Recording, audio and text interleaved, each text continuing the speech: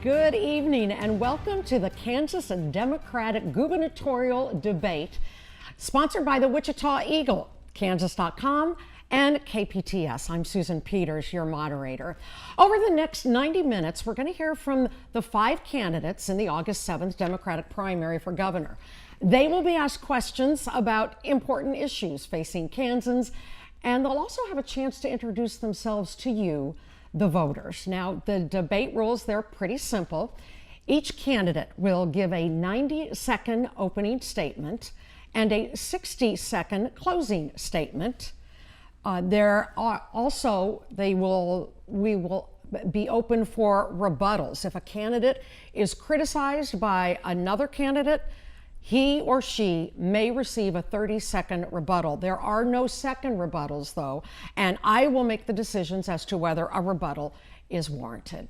Now I'd like to introduce you to our panelists tonight. They are Pilar Pedraza. She is the host of Kansas Week on KPTS. Kirk Seminoff. He's the community engagement editor at the Wichita Eagle. And Russell Arbin Fox, a professor of political science at Friends University. In addition, we encourage our Facebook Live viewers to share their questions of the candidates on our Facebook feed. We have got a note about Republican Forum. We had hoped to host a similar Republican Forum before the primary, but Governor Jeff Collier and Secretary of State Chris Kobach declined to participate. We are glad, though, that the Democratic candidates have joined us, and let's meet them right now. They each drew numbers for podium positions, starting with the candidate closest to me. First, former Agriculture Secretary Josh Svaty, former Wichita Mayor Carl Brewer, Olathe physician Arden Anderson, State Senator Laura Kelly, and 17-year-old high school student Jack Bergeson. So now we will start the debate with our first panelist. Opening statements. First, Josh. Well, thank you. First of all, thank you for having us. Thank you for tuning in. This is an important debate. I'm Joshua Svaty. I grew up on a farm in Ellsworth County. My family's been farming there since the 1860s. I represented Central Kansas for 7 years in the Kansas legislature. I went on to become Kansas Secretary of Agriculture. After that, I served as a senior advisor in the Environmental Protection Agency and then vice president at the Land Institute. During that time, I began building my own farm in Central Kansas with my wife, Kimberly, and we have 4 children. My running mate is Katrina Lewison. She's a West Point graduate. She flew Black Hawk helicopters in the Iraq War. She returned to teach at West Point, and then she and her husband Tyler moved back to Kansas, where she's from. She helps run a software company in Manhattan, Kansas, and she's on the Manhattan School Board. We feel that Kansas is ready for change. We feel that Kansas is ready for new ideas and new perspectives. And we feel that as you watch tonight's debate, you will see that the choice is very clear, that it is time for our ticket to be the next administration for the state of Kansas. And I would appreciate your vote on Tuesday, August 7th. Thank you. Mr. Brewer, you'll have 90 seconds. Okay. Well, it's an honor to be able to be before you again. And as you know, I'm Carl Brewer, former mayor of the city of Wichita, and started out as a community activist, born, raised here in the state of Kansas, and first generation.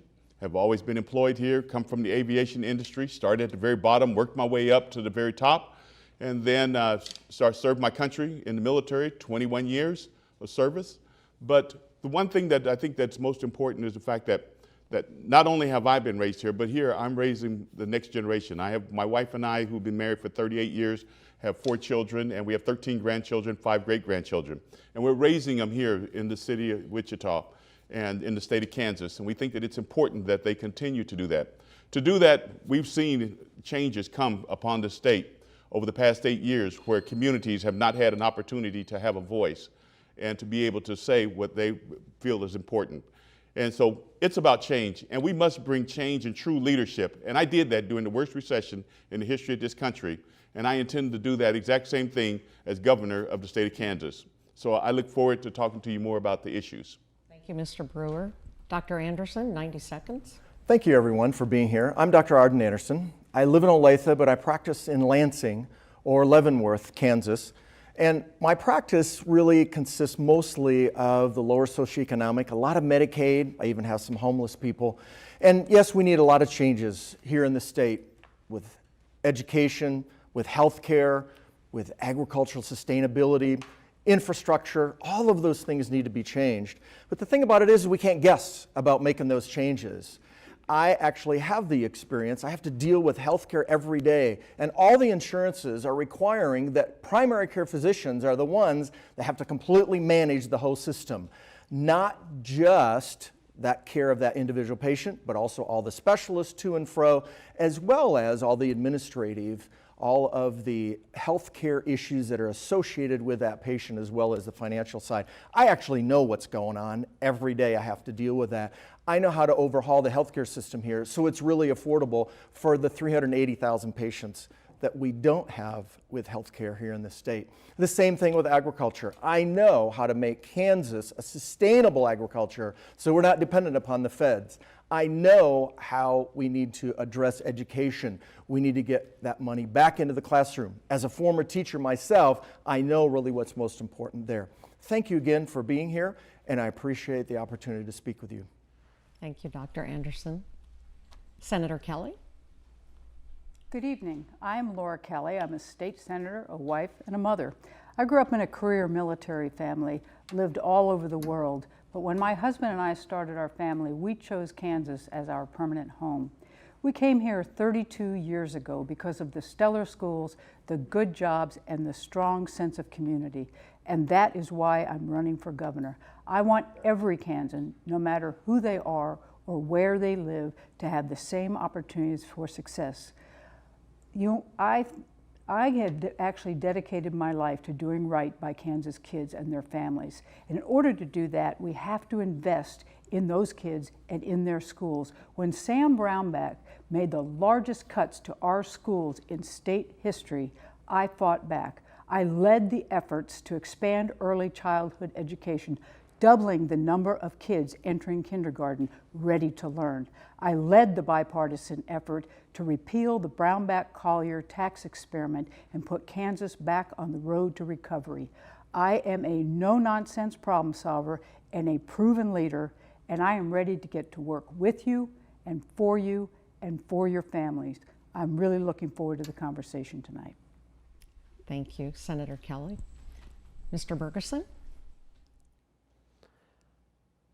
Hi, I'm Jack Bergeson. When I decided to run for governor, it was a daunting task, but I knew it because I knew something had to be done to get our state back on the right track, and I think we can do no more with career politicians. We need a real change in this state. Back in 1998, Jesse Ventura won an upset election in the Minnesota election for governor.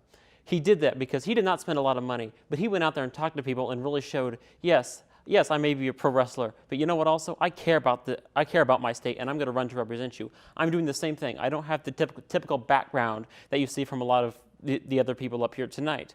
So I really think we need someone with a true outsider perspective that truly wants to get in there and do things and isn't bound by special interest money. I think that's the most important thing in who we decide to elect as our next governor. We all vaguely agree on a lot of the policies, but it really depends on if you're not, we see this with many people who've gotten elected, but they've had ties and establishment politics, and they've been bogged down by that, and they felt the need to reciprocate deeds done to them before. We can have none of that in Kansas. We need a leader who is willing to fight for change, and I believe I'm the only candidate willing to fight for change in this election. Vote Jack Bergeson. Thank you, Mr. Bergeson.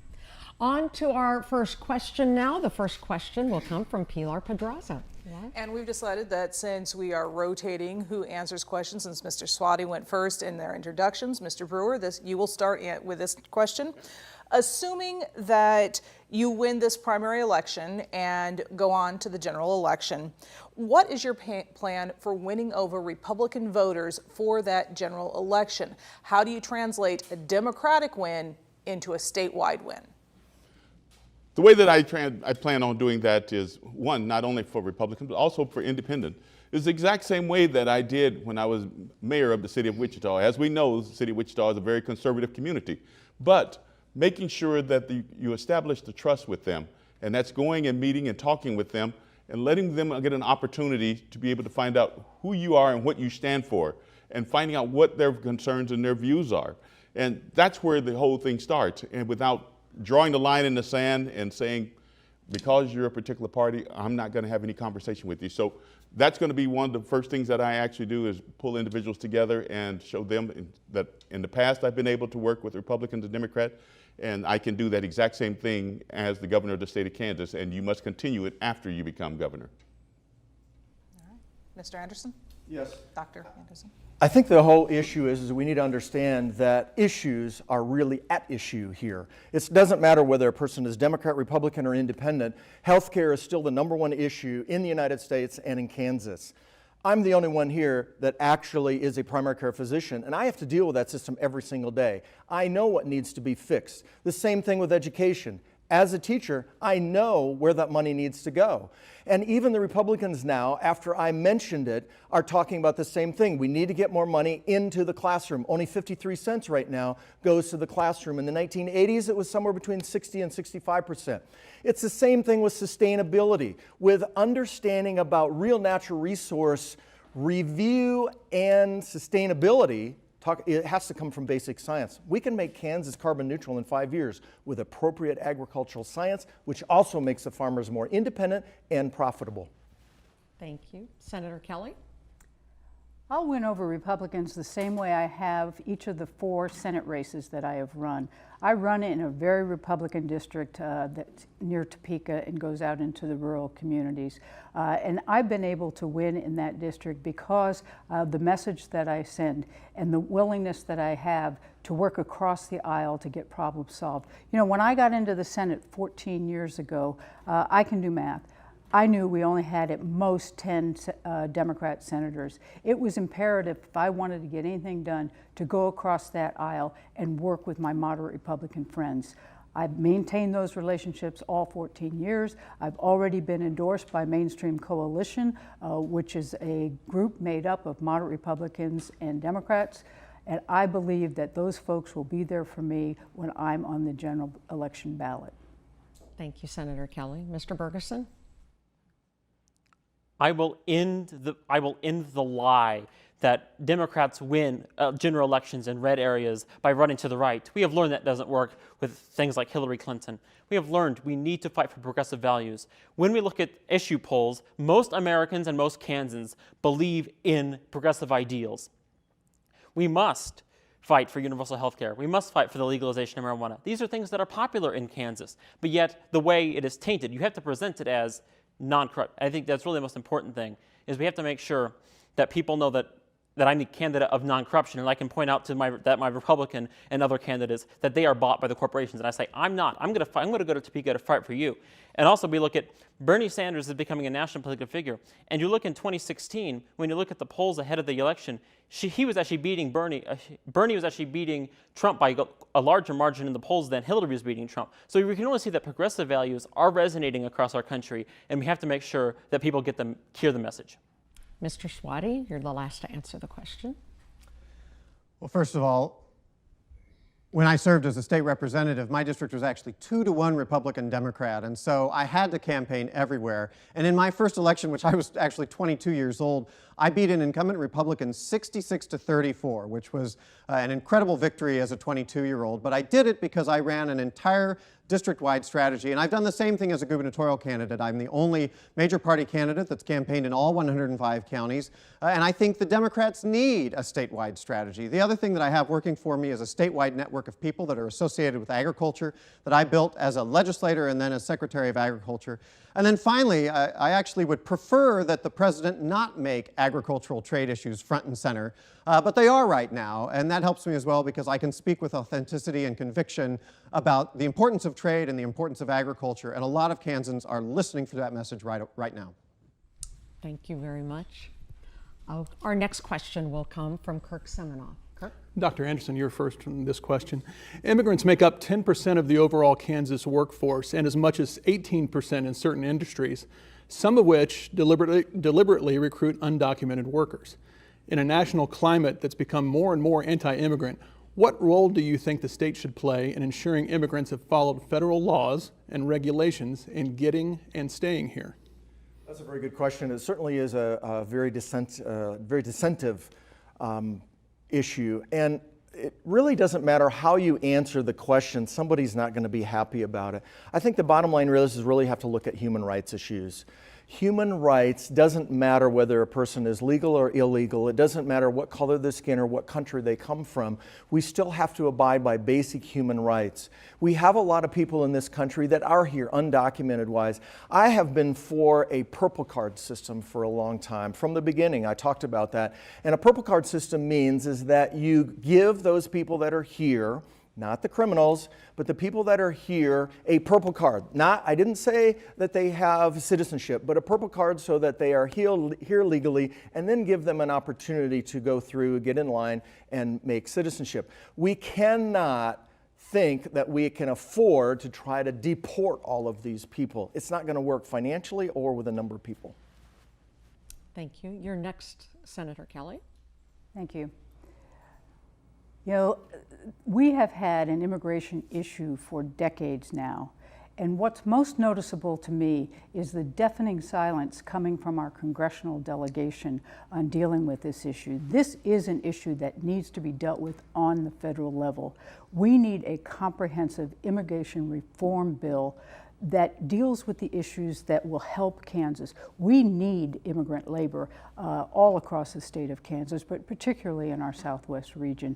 And it is imperative that Congress put together a way that these folks can be here legally and provide the kind of employment that our agricultural world needs. So as governor, I will be pushing our congressional delegation long and hard for them to finally do what they should have done a long time ago, which is to develop a comprehensive immigration reform.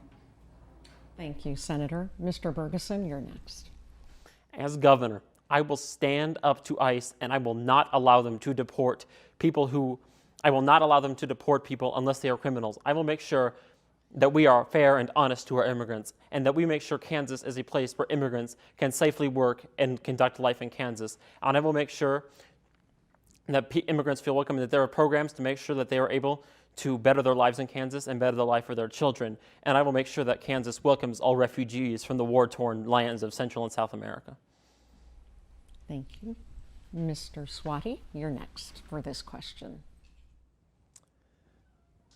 First of all, I do think I would actually push back a little bit. Most of the employers I know are working very hard to abide by the laws, and they use the complicated visa program right now, particularly in western Kansas, and they're saying, please make something simpler. We want to abide by the laws, but these are ridiculously complicated, and that labor is so important for those communities. You know, my brother teaches English in Liberal High School, and he has students that will go to school all day and then leave school and work an 8-hour shift at National Beef.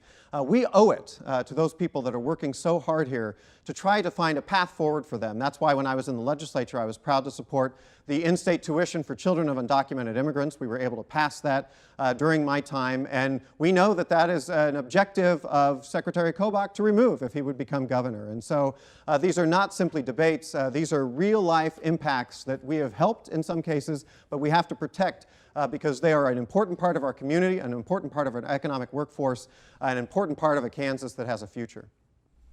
Mr. Brewer, you're the final on the question of immigration. Well, certainly that has been an issue that's been on the forefront of conversation here in the state of Kansas for quite some time. When I was mayor, I was fortunate to be able to get at least 33 mayors around the entire state to ask the federal government to not impose, to do something about it at a national level, but not to impose unnecessary conflict or emphasis on our local governments. Allow us to be able to work through that. Because what we don't understand is these individuals that we have here in our community are neighbors, they're people that we go to school with, they're good, close friends of ours, and it's very destructive for a community. And certainly, without a doubt, it would destroy our economy. When you start talking about agriculture or you're talking about our building industry, it would destroy our economy. We have seen what has happened to other states.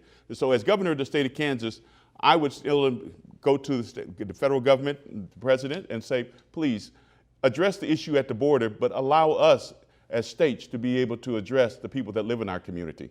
Thank you, Mr. Brewer. Our next question will come from Russell Fox, and Senator Kelly will be the first to answer this. So, Senator Kelly, as you well know, recent actions by our legislature have limited some protections offered to LGBTQ workers and families in the name of ensuring certain religious freedoms. Now, given recent Supreme Court cases on the federal level, how do you think Kansas should balance protecting religious liberty while also ensuring the civil rights of Kansans who are LGBTQ people? Well, Russ, I think you're speaking specifically about what I call the adoption discrimination bill that the Kansas legislature passed last year and the Department of Children and Families is implementing as we speak. I voted against that bill.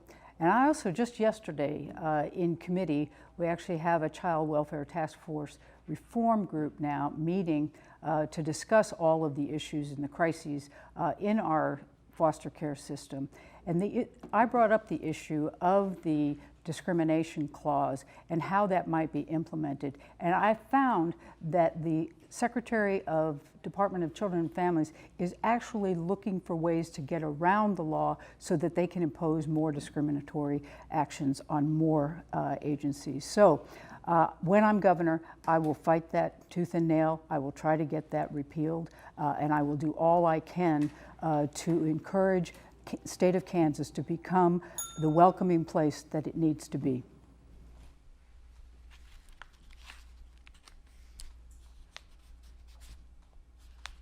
You're next, Mr. Bergeson. Alrighty.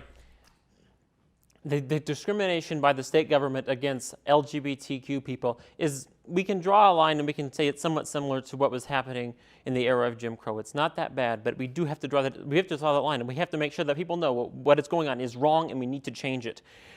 I think ultimately, and especially talking about the adoption bill, we are making it harder for families to adopt children, and this is wrong. Especially conservatives talk about, we need to reduce the number of abortions or ban abortion. And they're saying that while also saying, let's make it harder for children to get adopted. I think that's crazy. So what we need to do is we need to make sure that we make sure that it's easier for LGBTQ people to get adopted, and also make sure that we reinstate civil protections for LGBTQ state employees. Mr. Svaty, you're next. Sure. I would say, first of all, the state needs to be an open state. In fact, we shouldn't be open just because it's the right thing to do, because it is the right thing to do, but this is also an important economic development tool. We know that businesses and families are choosing not to come here because they see us taking actions that are moving this state backward and not forward. Reinstating the civil protections for LGBTQ state employees would be an important first-day action of me as governor, but also making an effort at rolling back the adoption bill that was passed in this last legislative session to demonstrate to the rest of the country that this state is moving forward. And I would say to the faith community, being a person that grew up in the church where my grandfather was pastor and having an uncle that is a pastor as well, I think it's important that we appreciate that our faith is stronger when it's separate from the state than when we tie our success to the state or to government. And there's clearly a debate going on in this country right now, and I would argue that separation is the most important thing that we should ask for in our faith. Thank you, Mr. Svaty. Mr. Brewer, you're next on this question. Well, let's make sure that there's no misunderstanding. Discrimination is not right in any way or any form. And because when you open that door for one, the door is open for individuals to go back through at a later date. And I strongly believe that, and I have seen that. So I believe that when we start talking about the LGBTQ community, it's important that we make sure that these individuals, that their rights are protected the exact same way we did with women, the exact same way we did with African Americans, and certainly when we had 9/11, the exact same way we did with individuals from the Muslim community. We must protect individuals, and we must draw the line, and we must set the example as the leader as to what is acceptable and what's not acceptable, and be open about our opinions and our views on that.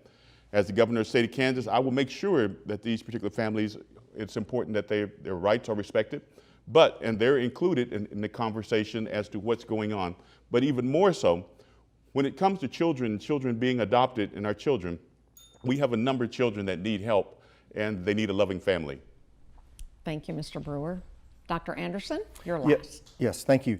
I think that what is completely missing in all of the discussions about the LGBTQ issue is that we really need to elevate this discussion to two things. One, it's a constitutional issue. Article 1, Section 10 of the U.S. Constitution says everyone has the right of contract. Not just straight white guys, everybody has the right of contract. Number two, we know from developmental embryology, we can have a male body with a female brain, we can have a female body with a male brain. I have dealt with that in my medical practice. When we elevate that to those levels, we now can get rid of this social discussion, this religious discussion. This is about medicine and constitution. And now we have actually a level playing field in order to be able to enforce human rights and equal rights in all people. Thank you, Mr. Anderson. We now have a question from one of our Facebook Live viewers. And Mr. Bergeson, you will be first to answer this question.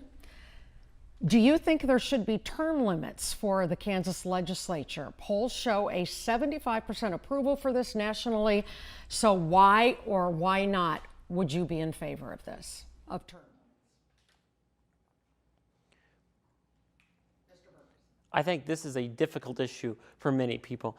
Although, yes, in idea, in theory, a term limit is great because it means that we will not keep, career politicians will not be able to serve 30, 40, 50 years in office. But also we have to come up with the realization that sometimes one district will find one good person to represent them, and they may not have someone else, especially from that party. And so it may be hard to replace them with someone of that quality. So I think we ultimately have to, I think, yes, if the voters have decided, if there is a large support for it among the populace, I think we should consider it. But I think it's something we should leave up to referendum to make sure that that is truly the will of the people, because I could see negative consequences. But yes, I personally support it, but I think it should go to the people to decide in a referendum. Mr. Svaty? I may be mistaken with this, but when I served in the legislature, the average length of service was just around 5.5 years. And I think when most Kansans realize this, they come to the realization that there aren't too many people that spend an extended amount of time in the legislature. And having served in that body, I would actually say it was those individuals, some of whom spent 20, 25 years there, that were most helpful to me when I was a freshman in the Kansas House of Representatives. It's that institutional knowledge that helps the incoming members of that body navigate the committees and navigate the way things are debated on the floor, and helps it be more than simply an operation that is given undue influence by the people outside of that process. The other thing I think it's important to remember is that really this is the voice of the people. Every 2 years in the Kansas House, every 4 years in the Kansas Senate, these people stand for re-election in their home districts, and the people have an opportunity to either re-elect them or send them packing. And so the people have total control over this, and I think it ought to stay the way it is. So you would not be in favor of term limits? No, I would not be in favor. Okay, thank you, Mr. Svaty. Mr. Brewer? Well, as you know, I come from an environment as former mayor of the city of Wichita where we have term limits, also as a city council member. And I believe that it's important to have term limits. And the reason being is because that allows us to be able to create change, and that allows during the time frame when individuals are supposed to be there working, they're truly working, rather than pushing it off until the next year and the next session. They're there, they're working each and every day because the goals that they've established, they're working to make sure that they get those accomplished. And so by having term limits, that gives them a beginning and an ending date, and they're going to be able to work to be able to do that. Not only that, but when you don't have term limits, individuals can become entrenched. And when they become entrenched, it's difficult to remove them, and they can stay there that 20 or 30 years or until they decide they're ready to leave. Thank you, Mr. Brewer. Dr. Anderson? Yes, absolutely. I'm for term limitation. And the problem is that right now a lot of people recognize that we have a problem in our political system today. There's not a lot of participation because people are just tired of it because of the same old politics over and over and over again. For every one person that you can name or point to that, gee, they've been there 20 years and they're really helpful, you can find 2 to a dozen of them that are financially entrenched and they're bought and paid for by big industry. And so we don't really have the people's voice getting expressed. And so just like the governor, we have a term limitation. I think also the legislature should have a term limitation. That doesn't mean a permanent term limitation, maybe only a maximum of 4 or 5 terms, and you have to take at least one off. And yes, you can come back in and get in there again. But we have to return the control back to the people. And the problem is that the party system has really created an entrenchment that people are tired of. That's why over 70% of Kansans say, we want to change. Thank you, Mr. Anderson. Senator Kelly, would you be in favor of term limits in the state of Kansas? Yeah, I'm not in favor of term limits, and I say that because of what I've seen to other states that have imposed term limits. There's a tremendous amount of game playing that goes on in those states as somebody's running out their term in the House and they turn around and cut a deal so that they can run for the Senate, and they just keep switching back and forth. Don't think that's a good idea at all. I also do think that you lose a tremendous amount of institutional knowledge, and you need experienced legislators there to work with the newer legislators, but also because they understand how the system works and they're able to work within that system. I also think that with term limits, you put the power of the government into the hands of lobbyists, and I don't think anybody wants to do that. You know, we don't want the special interests there representing special interests making the decisions. We want seasoned, qualified legislators who know the issues and are responding to the people of Kansas to be making those decisions. Thank you, candidates, for answering our Facebook Live question. Our next question will come from Pilar Pedraza, and this time Mr. Svaty will be the first to answer this question. And this question, we're turning to the economy. The tax cuts, which Governor Brownback pushed through successfully in 2012 through the legislature, were hugely controversial and have since been partially rescinded. But in a recent Wichita Eagle article, a former Wichita State economist described the entire fight over the tax policy as little more than a blip on Kansas' economic trajectory. Do you agree with that statement, and how much of a priority as governor would guiding tax policy be for your economic policies?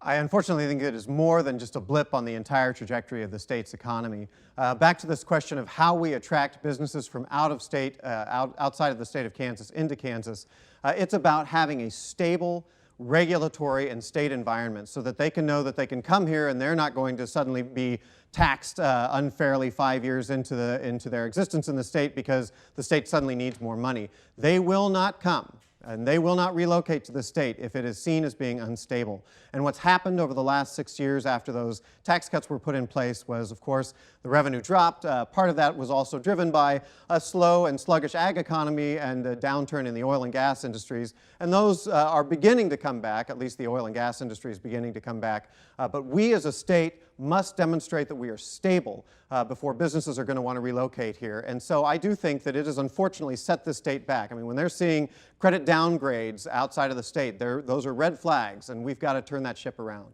Thank you, Mr. Svaty. Mr. Brewer, you're next to answer this question. Well, certainly I have been saying time and time again that the tax structure was not fair, and that one of the things that I would make sure that we did is we had a fair and equitable tax structure here in the state of Kansas, and making sure that everyone's paying their fair share. And by doing that, when you pay in your fair share, individuals are much more acceptable to want to come to Kansas. But also, we must take it a step farther. You know, certainly we're having some issues with our manufacturing. As you know, we have manufacturing in Kansas, agriculture in Kansas, and property taxes. Come up with a strategy to be able to lower the property taxes, but make it where it's cost effective to where businesses can thrive here and expand other than just agriculture and manufacturing and provide other opportunities. Go look and see what opportunities that we have to be able to export outside of the country. Look and see what opportunities we can go to entice other businesses to come here. And when I say entice other businesses to come here, that means have an educated and a skilled workforce that's right here in the state of Kansas that will allow them to want to come here, and we will not have to worry about paying them to come. Thank you, Mr. Brewer. Dr. Anderson. Yes, I think just a basic business principle, and that is that if you have debt and you take in more revenue than what you have cash flow, you pay your debt first. That was the big negligence of this past or current administration is that when we had excess revenue, what they did is, oh, well, we'll just send it back. And so what happens, and what did happen, is we had to borrow a whole bunch of money. We had to steal from one fund and put it into another fund just to make ends meet in the state. And the problem is we put off a lot of things like infrastructure. We put off some education. We certainly put off expansion of business opportunities that we should have taken care of, but because we ran out of money, we couldn't do a lot of those things.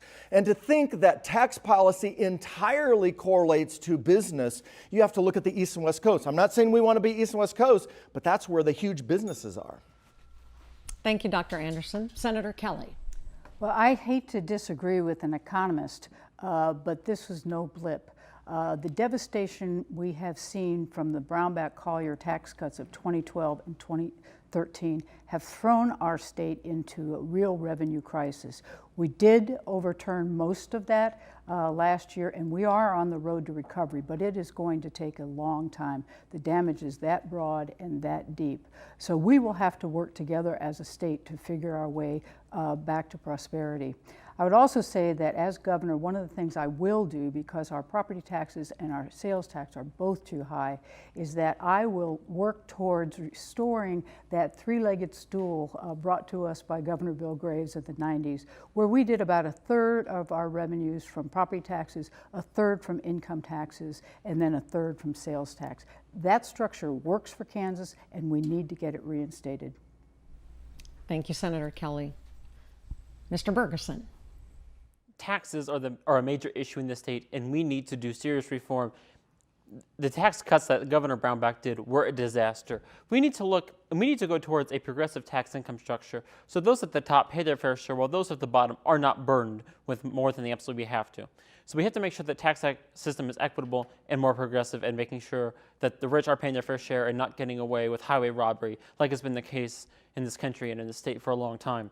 Besides that, we also need to get rid of the sales tax on food, which I view as especially a tax on poor people. I'm the only candidate that has a plan to get rid of the sales tax on food, as well as making sure that Kansas's tax system is equitable for everyone and not just for the rich and the big corporations. Mr. Bergeson said he was the only candidate who had a plan. Does anyone want to rebut that? I'll rebut that. I think the problem is that what people don't understand is that this property, income, and sales tax three-legged stool only works in theory. It doesn't work if you're poor. You can't afford to pay more property tax, and you can't afford to pay more sales tax. So what we really have to do is we have to look at, first of all, doing an IG evaluation of the entire economy and of the State Department and find out where a lot of this money is going. So we improve the actual management of where that money is going. Would anyone else like to rebut? Well, I believe that the ultimate goal in the long term, that it's important that we get to that point where we don't pay sales tax on food.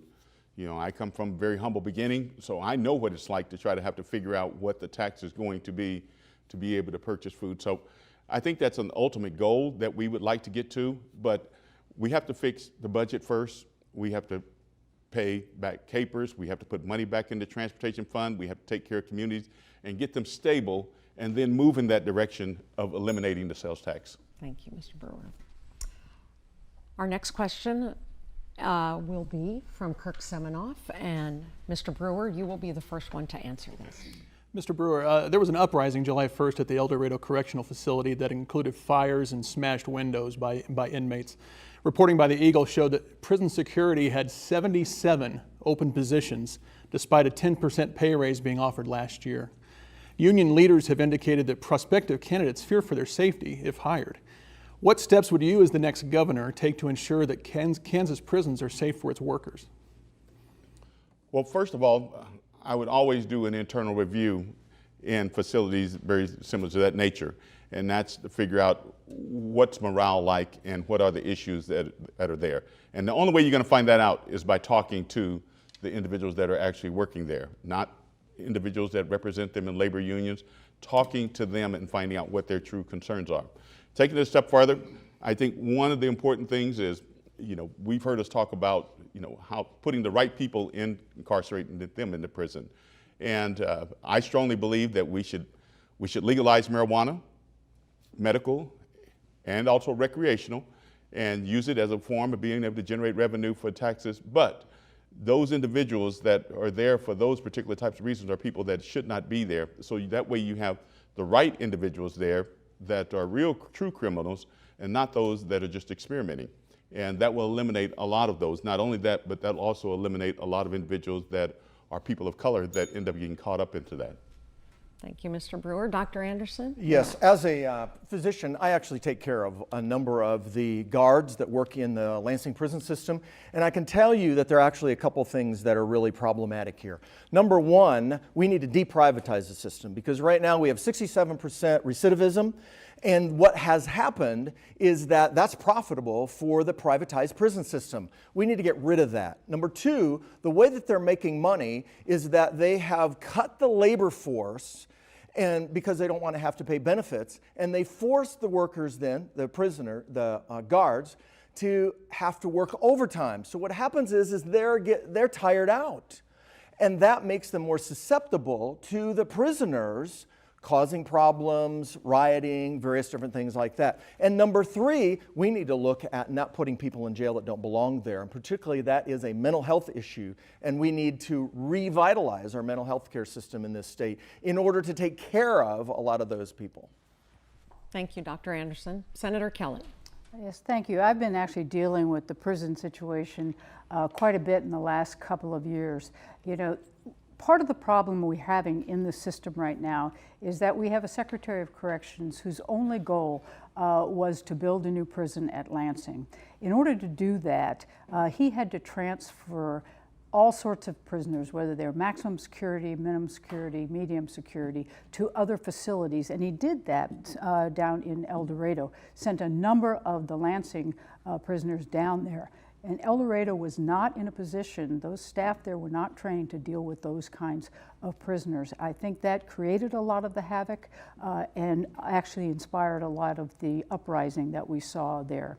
What we need is to put good leadership at the top of that system and make sure that they know how to actually organize it, manage it, and make it safe, both for the prisoners, but maybe even more importantly, for the staff. Thank you, Senator Kelly. Mr. Bergeson. There needs to be a total overhaul of the prison system.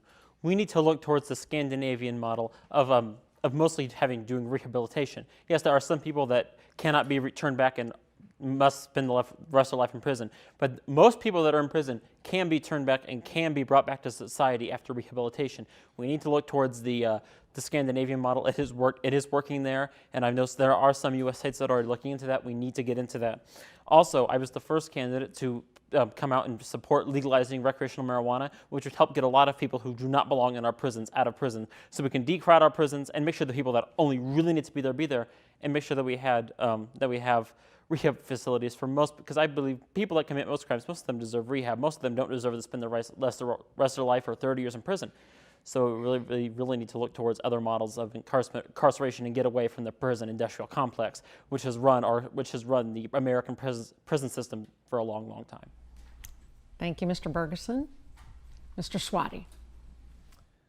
This is kind of a great big love fest this evening. Senator Kelly, I actually agree with you. I think it was that transfer of Lansing inmates both to El Dorado and also to Norton that created an incident in Norton last summer, and I was actually able to tour the Norton facility less than 36 hours after the incident.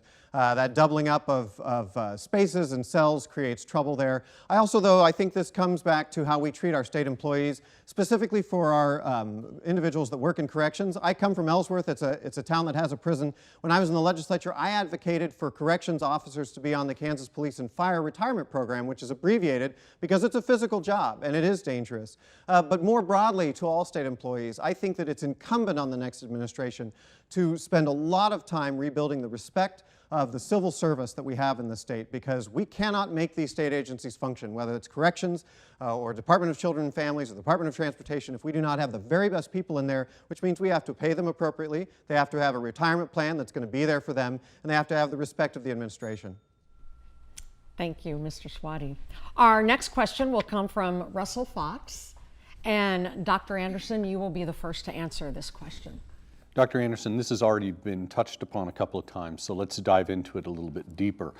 Medical marijuana was recently approved by Oklahoma voters, and of course Colorado has authorized the use of marijuana for both medicinal and recreational usages.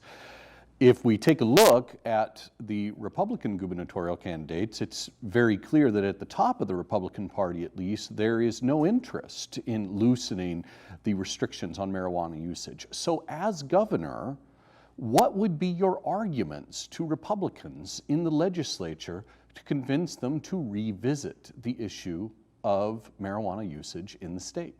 Well, that's a very good question, and certainly that does always come up. And as a physician, I'm in a much better position to be able to discuss that issue because we know that there is an opioid problem. We know that there is a recidivism problem in the jails, and we know that there's a revenue issue in the state. So we have medical research that shows medical marijuana can help us reduce the amount of opioids that are being used. As a physician, I can tell you there are no medications on the market, over the counter or prescription, that don't have some kind of side effects. But that doesn't mean that we don't use a lot of them.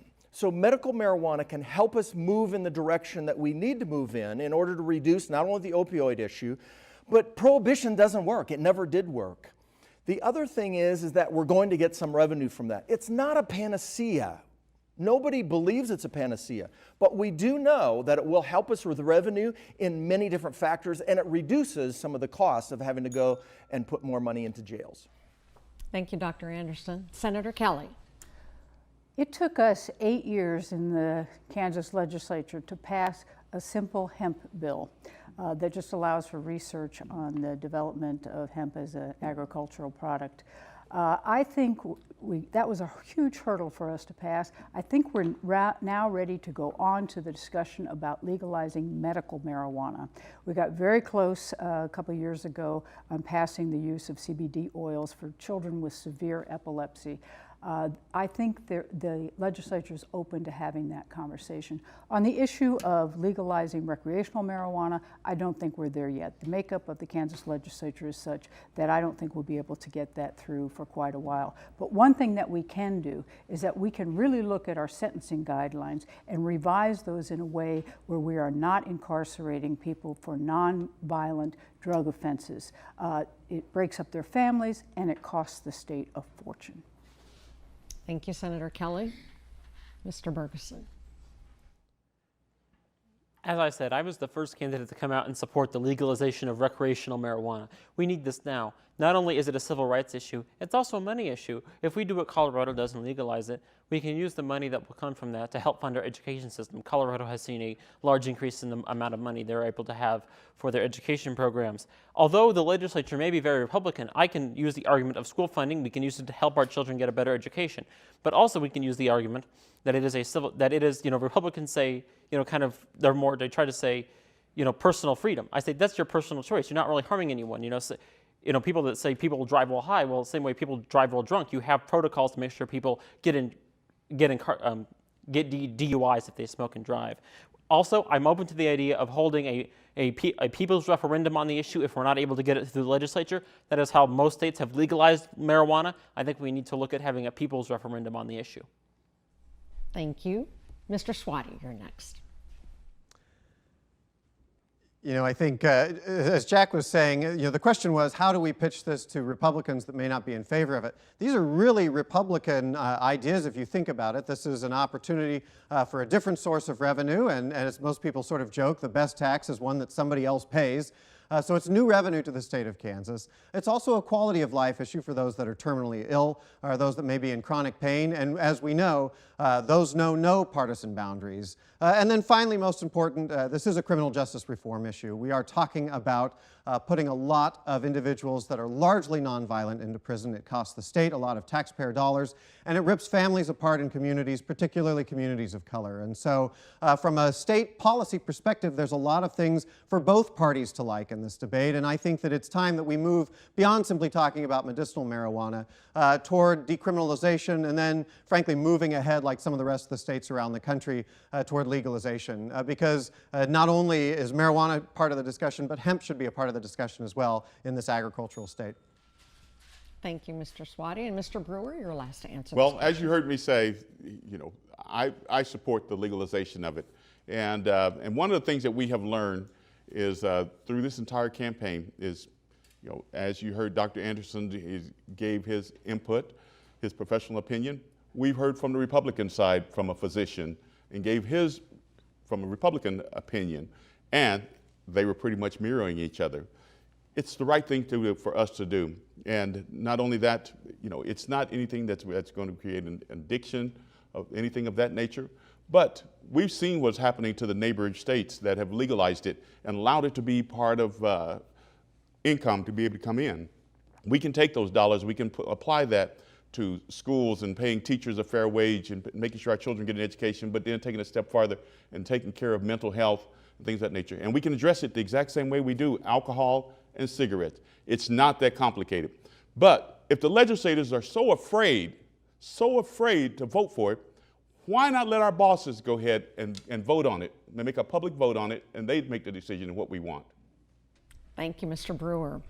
Our next question is from a Facebook Live viewer, from Danielle Gore, and this is something that's really important to Democratic candidates because this is something that many say could get a Democratic candidate elected.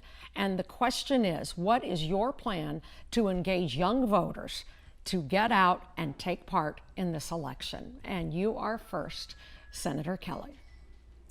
Thank you. Well, I've been going all over the state and addressing a lot of audiences, many including young voters.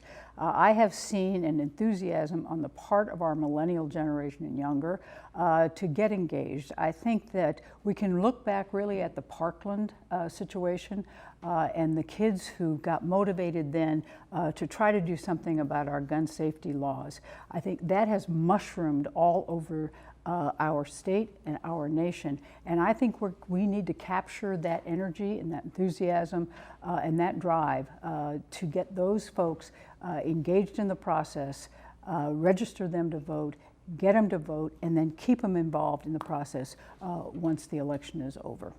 Thank you, Senator Kelly. Mr. Bergeson, you're obviously the youngest candidate standing up here tonight. How do you get those younger voters? What is your plan? I think we can look to past experiences and what gets younger people involved in politics. The younger generation, they can see through BS of career politicians. You have to talk on the issues, and you have to talk bluntly. And I've been doing that this entire campaign. We've seen when Bernie Sanders would talk about things like universal health care and other progressive policy issues, these really did draw in the younger generation. We cannot talk in platitudes and long-term plans. We need to do a lot of stuff now, and we have to make sure that the younger generation understands that this Democratic Party and my candidacy, I will be making sure that the issues of everyone in the millennial generation will be at the forefront of my campaign, and making sure, because I believe that's really what's going to get these people involved, is making sure that they know we're caring about the issues and that this is just some career politician not here to advance his career. I'm in here because I know if we don't win this election, if I don't win this election, things are going to get only worse in the state. We need an uncorrupted non-career politician who cares about the issues and is right on the issues, and I'm the only candidate that can say that. Thank you, Mr. Bergeson. Mr. Svaty, what is your plan to get young voters out? Well, this is clearly a next generational leadership change year. I think everyone wants it in the state, but particularly young people. The New York Times actually had an editorial a few weeks ago about the shift in the Democratic Party leadership in the United States House, because they were saying, the Democratic Party has always been the party of the future and the party of young people and the party of new ideas. And the leadership of the United States House, and the Democratic Party at least, are in their late 60s, their 70s, and their 80s, and they were saying people are looking for change, and they're looking for that next generation, and frankly, the next generation is looking for the opportunity to step up. I think that same scenario exists in Kansas. I think young people sense it. The things they care about are not getting fixed at a state level or a federal level, and they're looking for someone that can get it done, and they want that person or that ticket to represent their generation and to say, we see the problems here, and we know they need to be fixed, and we're not going to wait around any longer before we fix them. And so I think I represent that. We have 4 young children. My running mate, she and her husband have 3 young children. We represent the future of the state of Kansas. Thank you, Mr. Svaty. Mr. Brewer, what is your plan to attract young Well, voters? certainly I have a track record of engaging young people. As mayor, I created the Mayor's Youth Council and certainly had them engaged. That's why we have no smoking in buildings. That's why we have no texting while driving. Those are decisions that they actually have. And that's what it's about. It's about making them feel and believe that they have a place in the administration and in policy decisions that are forming the state of Kansas, and that their views and their opinions are important. They're not just important just to get them to vote. They're important after they have cast that vote, and they're there in helping to structure policy decision. I see a lot of these young people that we have that are working various different campaigns on various different parties that are either campaign chairpersons. They're certainly demonstrating that they are the future of the state of Kansas, and they will be the future individuals that will be running for office. So I believe that it's important, but even more so, I would create an environment where they would have access to the governor's office, very similar to what we had with the Mayor's Youth Council. I would create that for the governor's office. Thank you, Mr. Brewer. And Dr. Anderson, you're last to answer this question. Yes, I think young people are just like everybody else. Issues are always important to them. And so by addressing the issues that they're currently involved in or actually moving into being involved in, which have to do with the marijuana issue, the education, particularly the cost of education and the opportunities in education, as well as public safety, and certainly the gun issue is very much a public safety issue, healthcare overall, and the LGBTQ issues. If we look at Pennsylvania, Alabama, New York, and Virginia, what we see is that young people becoming engaged in politics were not voting for career politicians. They're voting for brand new candidates. And those people that won in those states, those Democrats that won in Republican areas, were brand new first-time candidates because they engaged in the issues and they had actual solutions. My administration will do that. I do that every day in my medical practice. Thank you very much, Dr. Anderson. On to our next question, and it will come from Pilar. Pilar?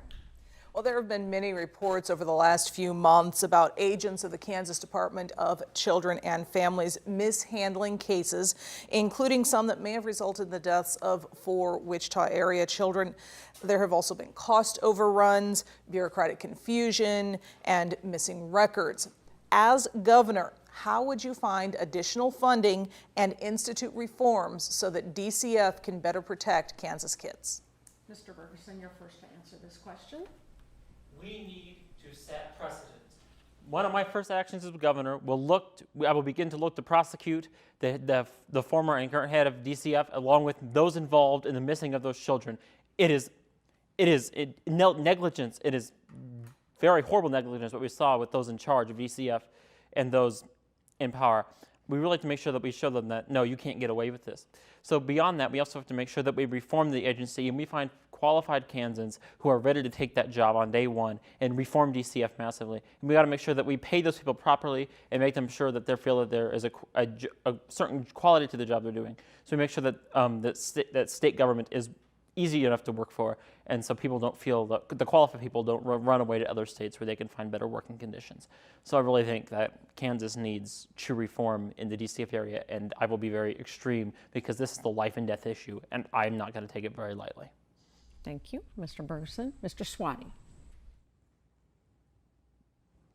I do think that this is a very important issue and one in which we need change in the state of Kansas for sure, how we treat our young children all around the state. A couple of things. First of all, I think this is an important place where a state auditor, an independent state auditor, would improve our state agencies. 2, I think as governor, it would be it's very important that we name the right secretaries to run our agencies, not just DCF, but all of the state agencies. They set the tone in those agencies. But then most important, back to this question of how we treat our state employees, this is social work in particular at the Department of Children and Families. You can't simply hire someone off the street to do this work. If you underpay them, if you disrespect them, these people and the institutional knowledge that they have will leave the agencies, and we are seeing the results of what happens when we chronically underfund those agencies for 8 years. We are losing children, and it is tragic. So we have got to appropriately pay them, appropriately respect them, and try to rebuild the institutional knowledge, not just in the Department of Children and Families, but across state agencies. When I was Ag Secretary, I saw that every single day. Thank you, Mr. Svaty. Mr. Brewer. Well, certainly that is something that there have been problems with DCF for decades, and they've been certainly undermanned and understaffed and struggling to be able to take care of our children. But even more so, you know, this is about not just fixing DCF, because DCF is broken, it's destroyed. And we need to go back and we need to build it from the ground up. Not only that, bring it back internally so that we can monitor exactly what's going on and what's happening. As you heard someone say, you know, 70 children missing and we don't know where our children are at is unacceptable, and we should be screaming to the roof as to what's going on, what's happening, where are these children at, and give us a report every single day and have everyone work on it. But the other portion is not just DCF. We have to figure out what's broken with law enforcement agencies, the different branches that we actually have, and the courts, and how do we address those issues and be able to come up with a firm process that's functioning for each and every child. We don't give DCF an opportunity when something is wrong to go there and say, well, I talked to the parent and the child wasn't there, but everything's fine, we'll close the case. We cannot allow that. I'm sorry. That's but I'm passionate about that. I understand. Thank you, Mr. Brewer. Dr. Anderson. Yes, I take care of a number of patients that have either children or foster children, or even some of the children that are involved with DCF. And so I know some of the things that are actually going on the ground. I also know, as a colonel in the Air Force and as a physician in the Air Force, that the wing commander sets the tone, sets the culture. We need a new culture in Topeka. And then we start with an IG inspection of all state agencies, because that trickle-down culture in DCF today is only a reflection of other agencies as well that are going on. And we need to show those people that are working on the ground that that culture starting at the top actually respects them in what's going on with them. That's part of the transparency side of the equation that we have to have. And so how do we get funding for that? Well, first of all, we look at actually doing the IG evaluation. Now we will have an item in the budget in order to increase what needs to be done to take care of people. Senator Kelly. You know, when it became apparent that we were having massive problems in our Department of Children and Families, particularly our foster care system, I sounded the alarm.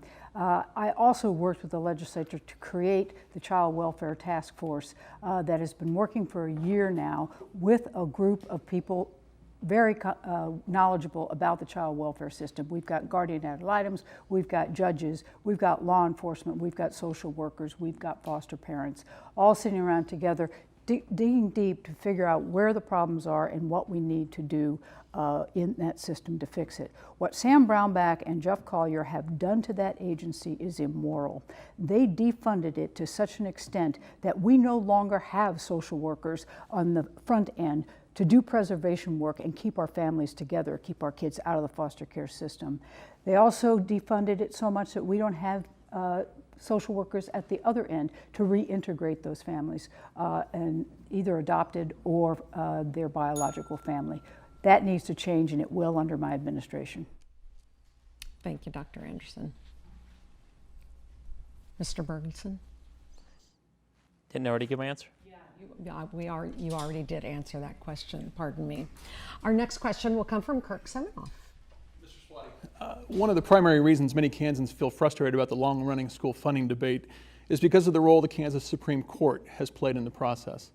Do you defend the decisions the Supreme Court has made in requiring the legislature to come up with different funding formulas for education? And do you think there is any reason to be worried about the judiciary taking power away from the legislature? So, first of all, I would actually say that the Supreme Court has not made decisions on how we fund our schools. It's been a lack of decision-making that's come out of the legislature. I was there during the special session in the mid-2000s, the last time we had a constitutional school finance formula. It simply takes a legislature working in conjunction with the governor to get it done. And what's happened was a breakdown in that system, particularly around 2012, when they went to a block grant system that was absolutely not constitutional. So I think that we are at a moment here in Kansas where a lot of people are saying, well, should we change the Kansas Constitution to remove the suitability provision there? And I would be against that, and here's why. One, it sends an immediate message to people around the rest of the country, particularly teachers, whom we need in this state, that would say Kansas does not value its teachers, it doesn't value its education system. Two, I don't think it solves the problem. We do need to get away from the cycle of litigation in the state, but the way we do that is a governor committed to solving the education system with the legislature. Mr. Brewer, you're next. Well, certainly I support the courts being involved in the system and making sure that the legislators and states are informed of when they're not adequately funding them. They've had an independent group come in and to evaluate that, and they know that it was like $1.5 to $2 billion that was actually needed. That would only bring them at the very bottom and the minimum of what they've been cutting over the past few years. But there's no strategy, no plan of where they're actually going to go for the next 4 to 5 years. So in doing that, we have to come up with something of that nature by them turning around, and the state did a good job of giving the $550 million, but it's still more that's needed. Teachers are still working 2 jobs. Teachers are still taking the pay that they actually have because there's no plan to be able to pay for the books and pay for the papers and pencils and things that our children need to be educated. Our children are our most important priority. They're as equally important as roads and infrastructure and new jobs, and we have to make sure that our children get the best education because they're not competing with this town next door. They're competing with the rest of the world. Dr. Anderson. I would not be in favor of a constitutional amendment to change that. We have a 3-branch system for a reason. And when the legislature decides not to take care of business, that's why we have the other branches in order to come in and take care of that. It's a checks and balance system. It was the legislature's own committee that came up with that number that needed to be funded for the school system. And the Supreme Court only based their decision on that, and it wasn't quite adequate for what even the legislature's own committee came up with. But the bottom line, we need to understand as well that the best economic driver, the best economic bill we have is an education bill. That is really the foundation of good economy. And so we need to understand about getting more money, more of each dollar, education dollar, into the classroom. And as I said earlier, we're only 53 cents now. We need to get that over 60 cents so that we actually take care of business where it's most important, in the classroom. Senator Kelly. Yeah, I do not support a constitutional amendment taking away any authority that the Supreme Court has over school funding. There is a reason we have those 3 branches of government. It is a check and balance system. And we have seen the legislature over the years not be interested in taking care of our school system. If we didn't have the Supreme Court there holding our feet to the fire, our schools would be terribly underfunded, even more than they have been in the last few years. So I say we leave it the way that it is. The court actually made a very measured response to this school finance approach that we sent them. They said it's equitable and it is adequate, with the exception of you need to add the inflation factor. We can do that in January, and then we can move on and just continue to support our schools at an adequate level so that all kids, all over Kansas, get a good education. Thank you, Senator Kelly. Mr. Bergeson. Yes, I believe the Supreme Court is there and it is providing valuable oversight to the legislature to make sure that the legislature is doing its job. I think we can look at finding more ways to fund education, such as legalizing marijuana, changing our tax structure to a more progressive tiered system. But also, I think one thing that people fail to bring up, and this is why we really do need to increase revenue more than a lot of people are saying, is we need to make sure that teachers get a pay raise. Teachers are passing up on Kansas because they do not pay enough. Also, I find it a crime that teachers are paying for their own supplies in their classroom, that they should not have to take money out of their own pocketbook to pay for supplies for their students. And it shows that teachers really do care that they're willing to do that, but they do not need to be doing that. That should be provided for them. So really to make sure that teachers are given what they need to teach and making sure that there is the adequate technology so teachers can provide a true 21st century education, as well as making sure that our education system as a whole is well funded. Our next question is from Russell Fox, and Mr. Brewer, you'll be the first to answer this one. Mr. Brewer, as of 2016, there were more than 7,300 Kansans that had applied for the Deferred Action for Childhood Arrivals, or DACA program. These are kids who grew up in the United States, generally here in Kansas, a lot of them right here in Wichita. They see this as their home and they consider themselves as Americans. But obviously on the federal level, the program's own future is in serious doubt. So as governor, what do you see yourself as potentially being able to do to help these young adults under your administration? What I would do the exact same thing I did as mayor, and certainly work with the federal government and advise them with other mayors and other governors throughout the entire United States as to allow us to be able to take care of our own communities. And certainly they should address the border issues. But even more so important, one of the things, it's a tragedy that we as Americans would be separating families and doing the things that we have done in previous years, and it failed. So why would we go back and redo that again? And that's unacceptable to do that. And certainly, just put yourself in their place if somebody took your child. One of the things I do, if they're obeying the law, they're hardworking people and they're performing their jobs here, then certainly create an environment where they can continue doing that, but give them a path to be able to get legal, and but allow them to continue paying their taxes and being a member of our community, and allow them to continue going to our churches and being our neighbors.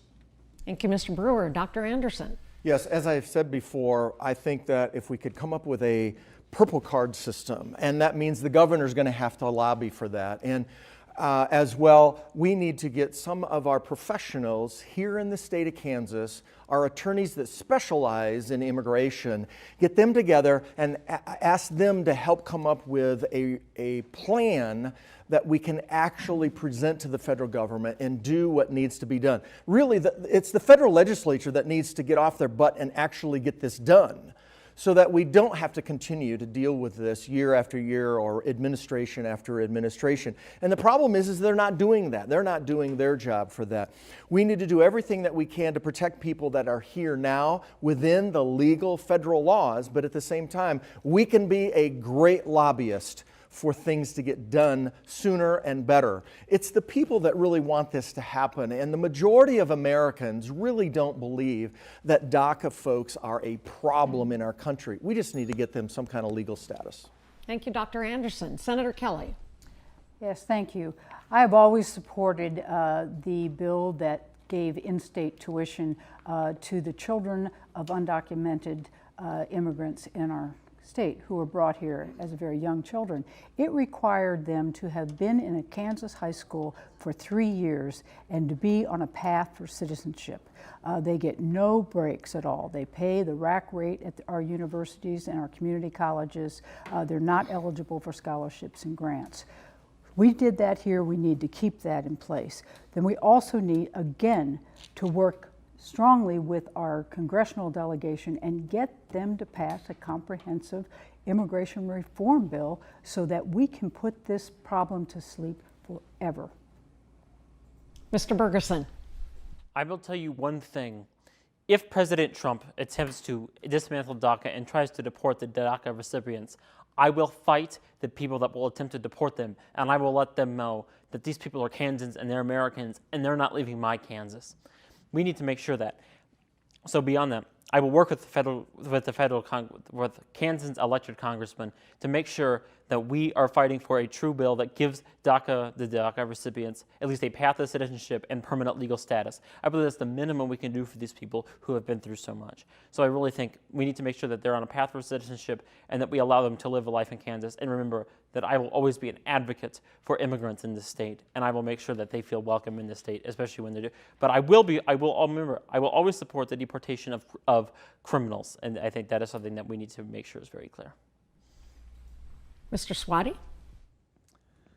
So I'm going to name someone here, but I don't think we have to offer him a rebuttal if he's not in the room. I've seen Secretary Kobach's commercial where he tells the people of Kansas that we could use the $4 million that we would save from getting rid of the in-state tuition bill that I helped pass when I was in the legislature to lower tuition rates for the rest of Kansas. That's more than just a misstatement. I mean, this is really a situation where we have offered in-state tuition to people that probably would not have attended college otherwise. And so to suggest that we have a magic pot of $4 million that could go elsewhere in the state is really misleading Kansans. And it's an opportunity for us as Kansans to offer young people that are here, that as Senator Kelly mentioned, had been in high school for 3 years, an opportunity to move themselves ahead. I was incredibly proud to pass it when I was in the legislature, and I've been so proud to see so many young people take advantage of it. When I was on my tour with Katrina Lewis in announcing, we were actually announced in Garden City by a young DACA recipient,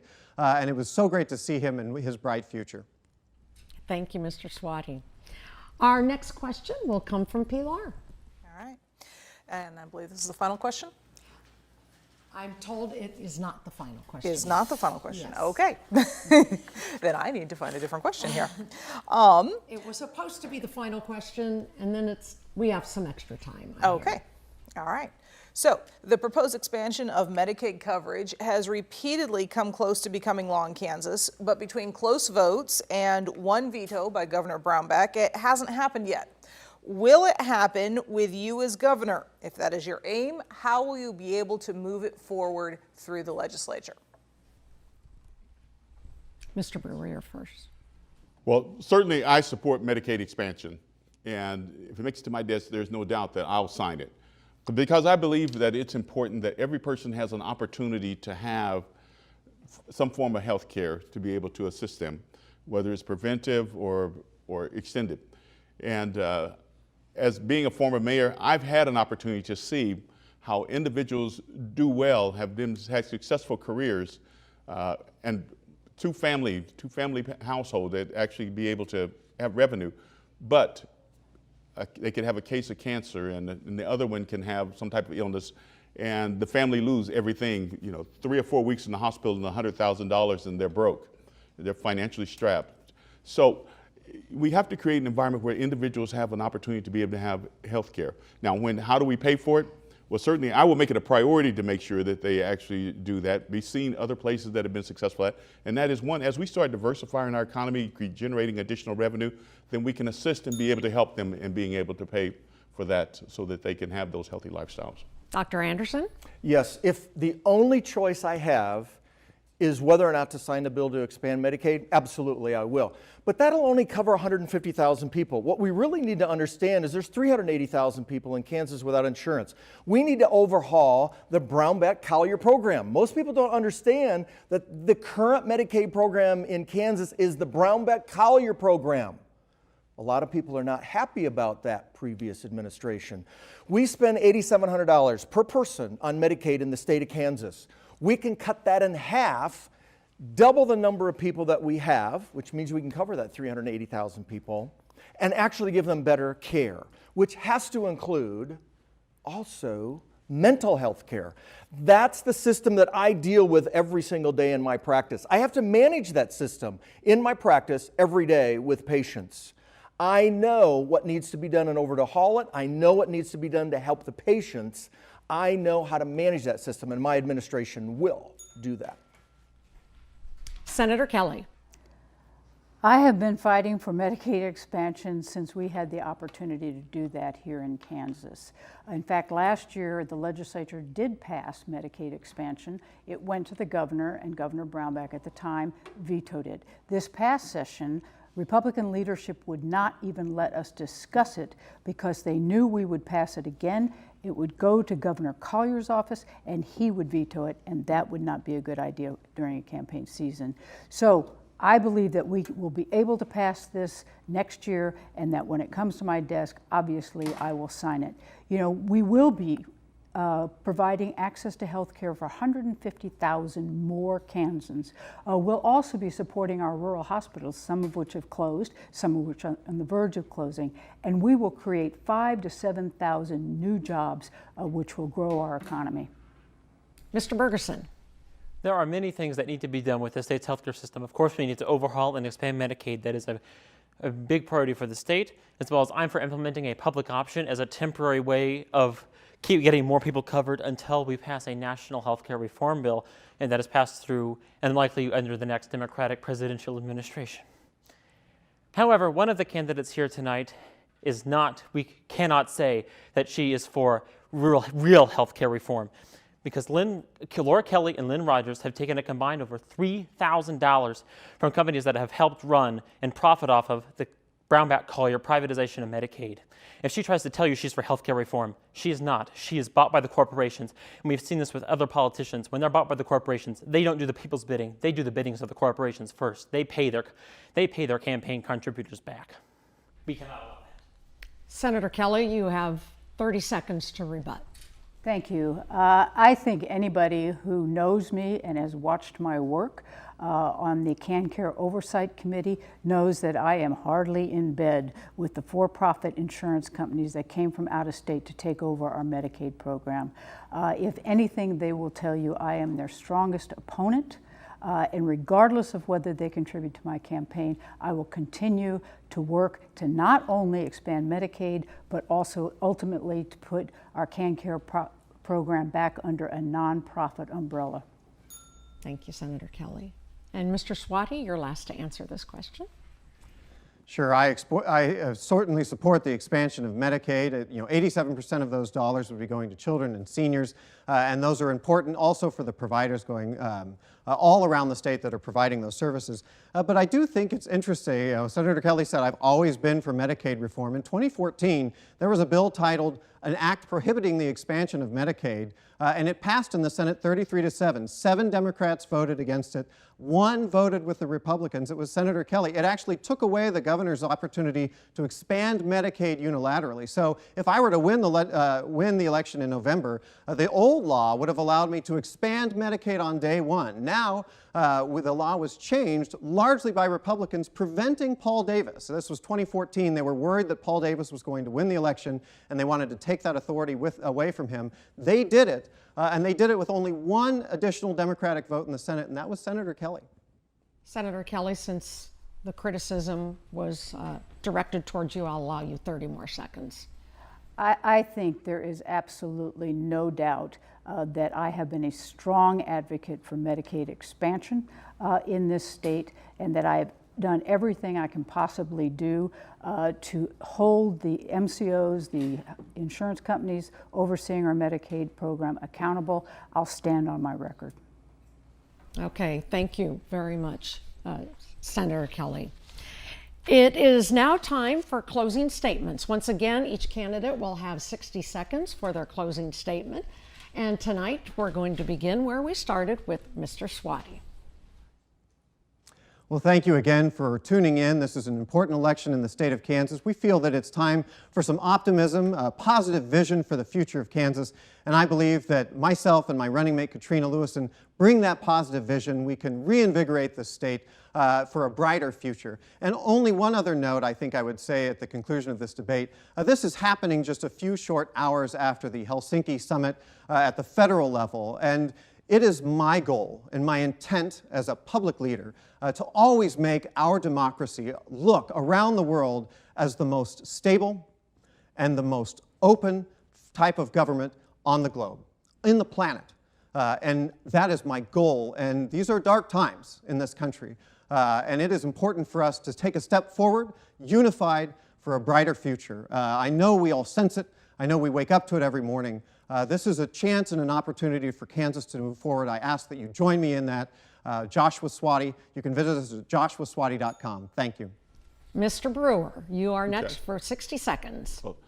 Well, thank you again so much for allowing me to come before you. And this election is about bringing about change here in the state of Kansas. And it's about bringing true leadership, real leadership, not figuratively. And that's what I believe that I bring. I come from corporate America. I have been a former mayor 2 terms in the largest city in the state of Kansas, 390,000.